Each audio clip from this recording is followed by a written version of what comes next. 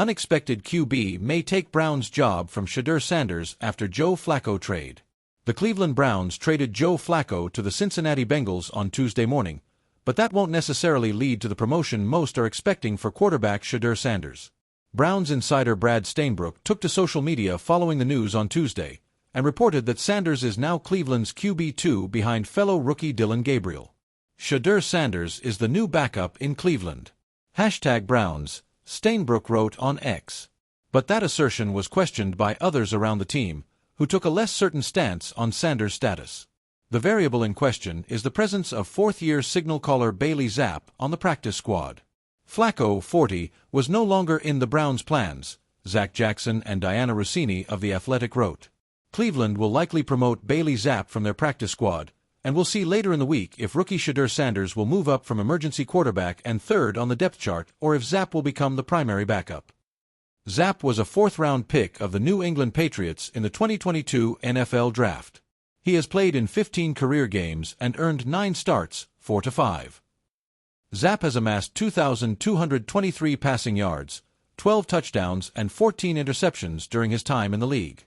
Ian Rappaport of NFL Network on October 4 explained the rationale for why the Browns kept Sanders as the emergency QB after demoting Flacco in favor of Dillon Gabriel ahead of the team's Week 5 contest against the Minnesota Vikings. Should Cleveland choose Zapp as QB2 instead of Sanders, at least for the time being, the reasoning would likely be the same. The Browns want Sanders to be successful when he's out there. When he plays, they want him to do so with a game plan that is made for him to thrive.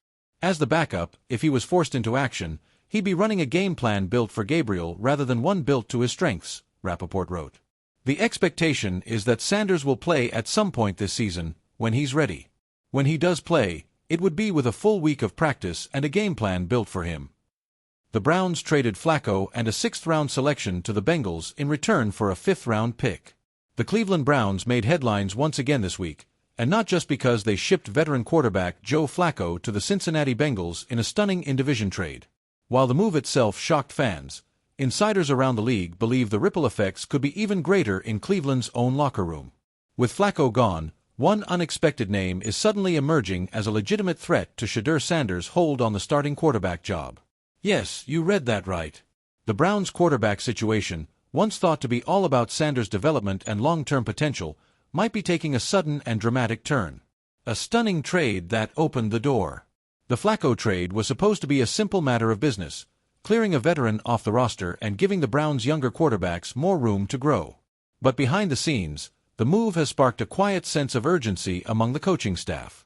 Joe Flacco wasn't just a backup, he was a stabilizing presence, a safety net for a team still trying to figure out its identity at quarterback. Now, without that veteran presence, the competition is wide open. Head coach Kevin Stefanski reportedly wants to let the best man win, and that's where things get interesting. Because the best man might not be Shedeur Sanders, at least not yet. Enter Dillon Gabriel, the spark Cleveland didn't expect. When the Browns drafted Dillon Gabriel, few expected him to make an immediate push for playing time. He was supposed to be a developmental player, an athletic, efficient, left-handed passer who could learn behind Sanders and Flacco while adjusting to the pro game. But Gabriel's brief appearances this season told a different story. He played with poise, confidence, and surprising command. His timing on short throws, his mobility in the pocket, and his ability to keep the offense on schedule stood out. Even in his first start, which ended in a loss, Gabriel showed flashes that made analysts and fans alike take notice. Gabriel looked like a guy who wasn't afraid of the moment, one AFC scout said. He processed fast and didn't let mistakes snowball. That's the kind of mental toughness coaches love. Those traits have not gone unnoticed in Berea. With Flacco gone, Gabriel's reps in practice are expected to increase significantly, and if he continues to impress, it's only a matter of time before whispers about a quarterback controversy become shouts. Sanders still has the spotlight, for now. To be fair, Shedeur Sanders hasn't been awful. He's shown the arm talent that made him a top college star and one of the most hyped quarterback prospects in years. He's calm under pressure and displays leadership beyond his age. But he's also struggled with consistency, particularly against high-level defenses.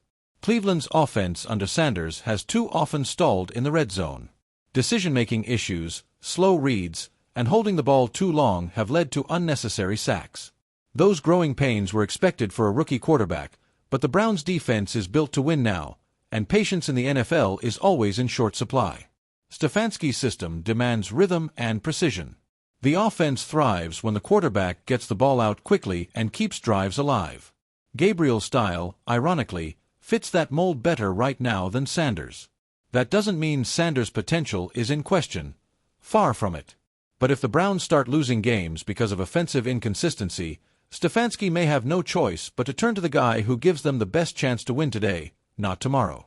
Locker room buzz and player opinions. Inside the Browns' locker room, teammates reportedly respect both quarterbacks. Sanders brings star power, swagger, and a strong following from his college days. Gabriel, meanwhile, has earned quiet respect for his humility and work ethic. Several players have noticed how quickly Gabriel has adapted to the offense. According to team sources, his chemistry with receivers has been improving week by week. Tight ends and running backs in particular have praised his decisiveness and knack for keeping plays alive with his legs. "You can feel the energy when Dylan's in the huddle," one player reportedly said. "He doesn't talk much, but he brings juice." That kind of energy matters, especially for a Browns team looking to regain momentum after a frustrating stretch of close losses. The Stefanski factor. Kevin Stefanski's handling of this situation will define the rest of Cleveland's season. Known for being even-keeled and strategic, Stefanski isn't likely to make a rash decision. But he's also been around long enough to know that sometimes the best way to spark a team is by shaking things up at quarterback. In 2023, it was Joe Flacco who stepped in and gave the Browns an emotional boost when the season seemed lost. Now, history might repeat itself, only this time, the spark could come from a rookie named Dillon Gabriel. If Gabriel continues to grow, it's not far-fetched to imagine him being named the starter before season's end. Stefanski has always said he values the right fit at quarterback more than raw talent. If Gabriel's fit proves better in this offense, he could seize the job before Sanders ever fully settles in. What this means for the Browns' future.